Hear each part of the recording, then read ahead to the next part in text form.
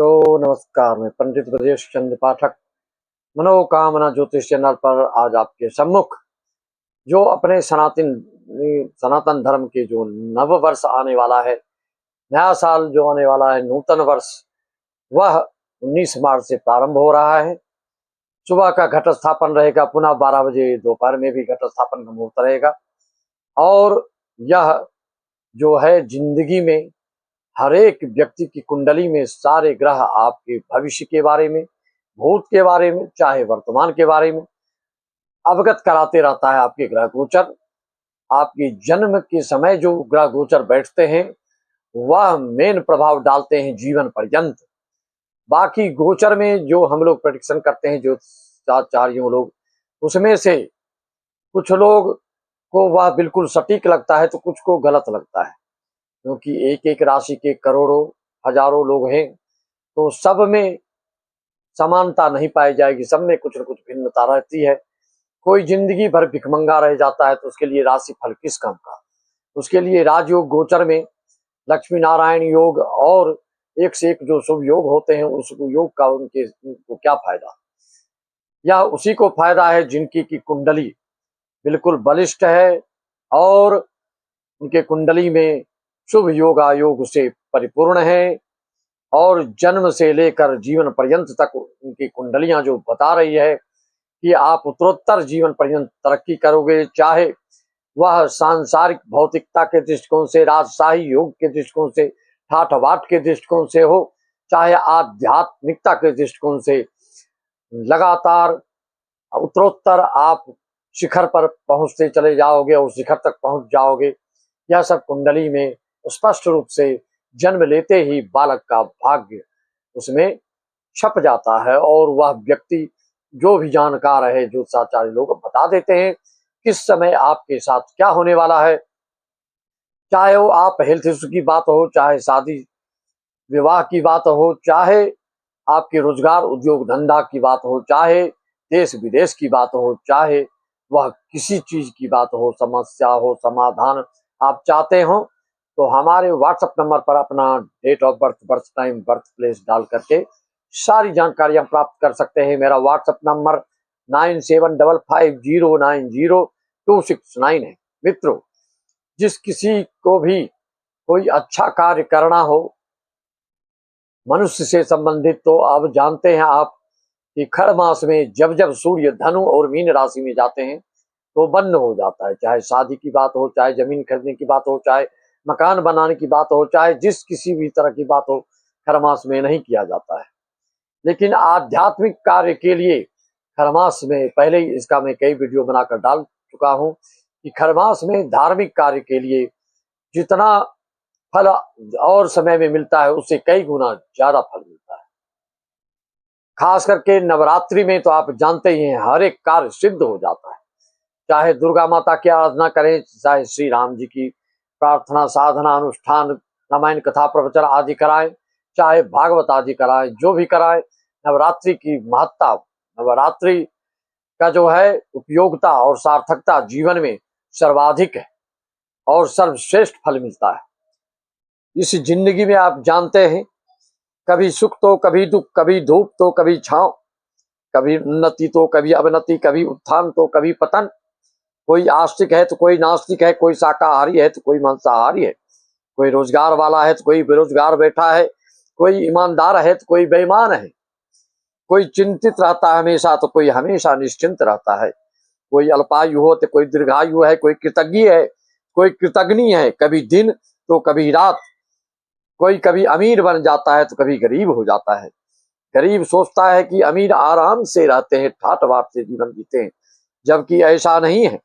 विधि का विधान है, जो जहां पर है वहीं पर दुखी वह हो सकता है। गरीब भी सुखी हो सकता है, अमीर भी दुखी हो सकता है। या इसको मान के चलिए, प्रमाण के रूप में मैं प्रमाणित भी आपको कर दे रहा हूं। चपरासी को भी काम का टेंशन तो प्रधानमंत्री को भी काम का टेंशन रहता है। दोनों स्तर पर से सुखी दुखी होते ही रहते हैं।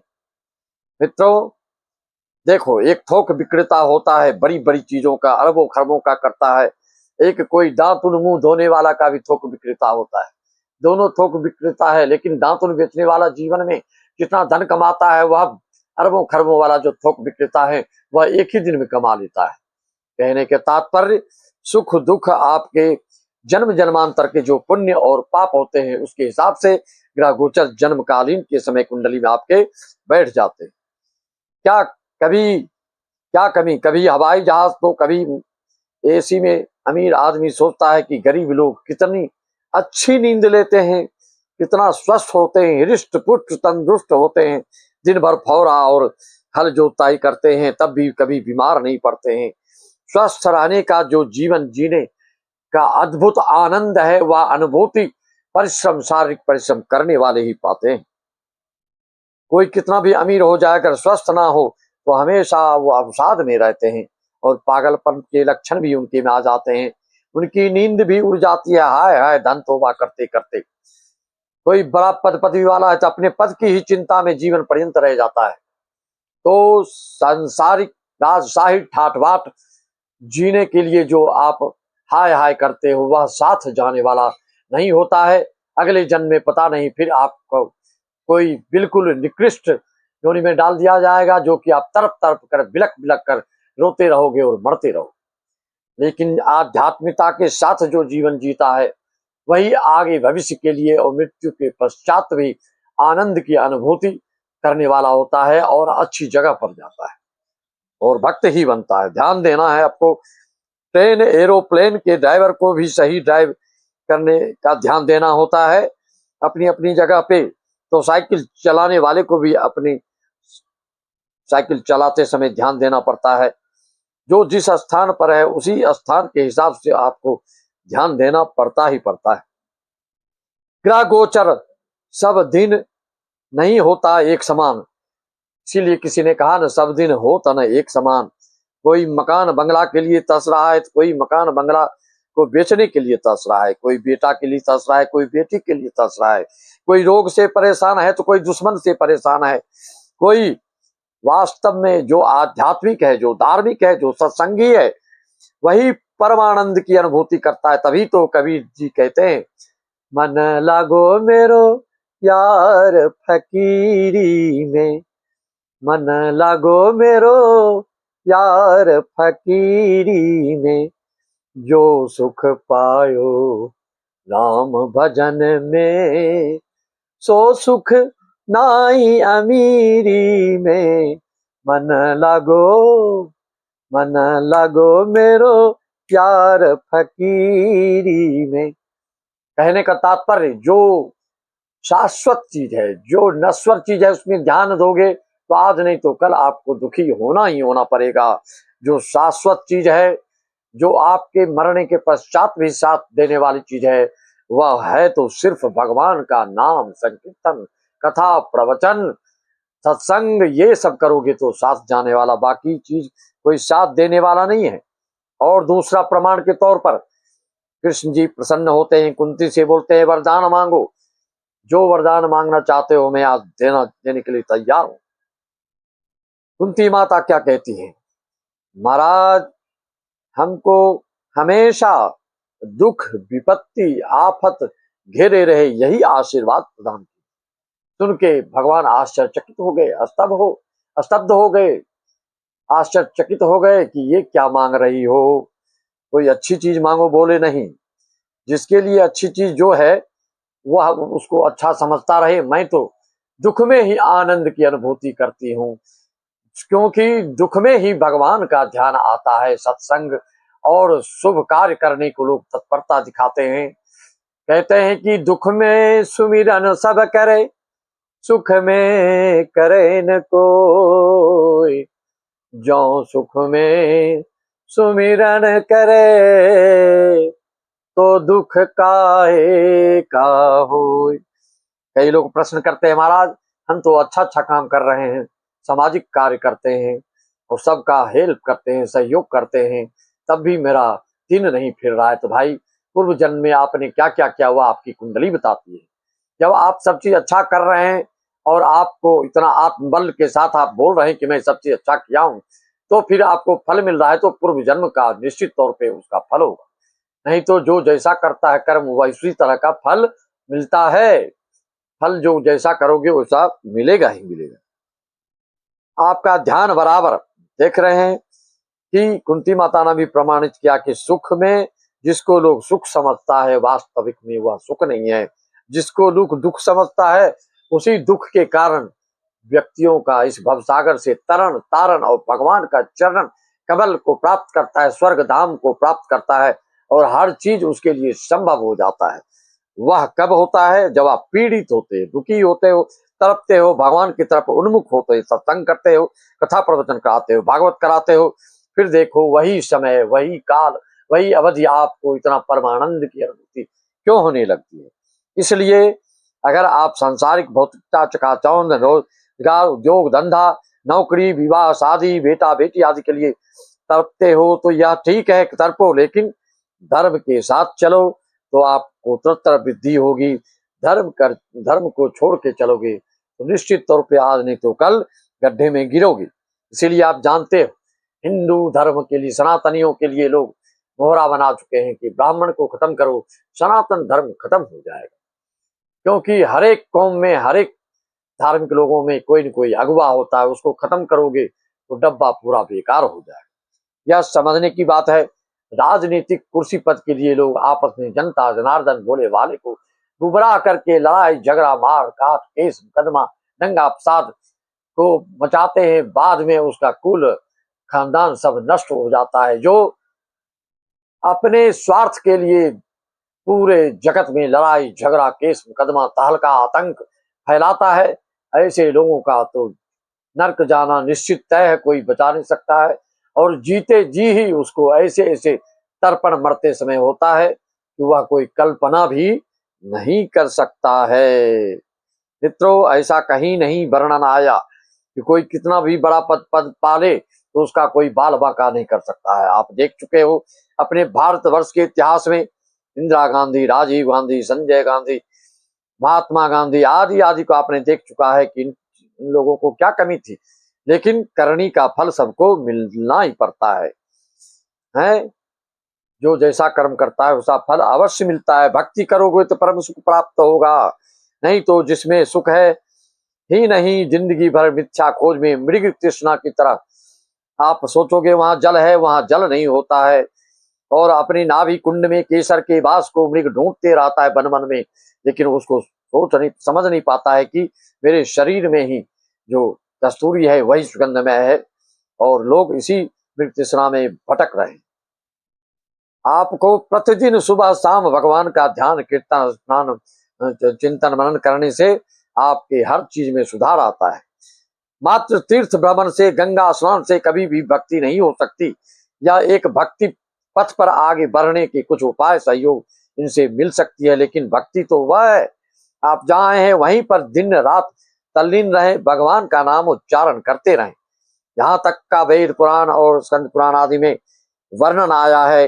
कई लोगों के मुखारबिंद से, इंटरनेशनल कलाकारों के कथाकारों के मुखारबिंद से भी आपने सुना होगा कि जो दिन रात नाम उच्चारण भगवान अपने इष्ट देव का करता है उसको संध्या आदि भी करने की जरूरत नहीं होती है, क्योंकि संध्या में भी यही सीख मिलती है, यही फायदा होता है कि नाम उच्चारण करने की आपकी प्रवृत्ति होती है, आपका स्वभाव बनता है।